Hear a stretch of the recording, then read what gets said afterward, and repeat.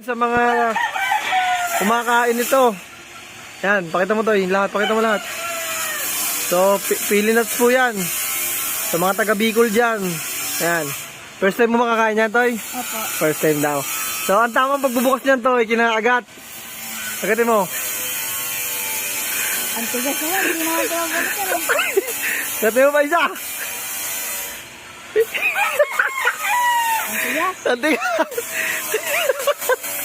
Comment na po wala kung paano mabuksan to. Matigas ba? Naloko na. Isang try, last try. Ang tigas. Kayang kagatin. Sinusubukan na ni Gab Martillo naman. Paano ba ito buksan? Makakakain ka nga. Paano ba yan, oh? Matigas pa sa tiles. Daki! Lindig na yan. Sakala na nabiyak.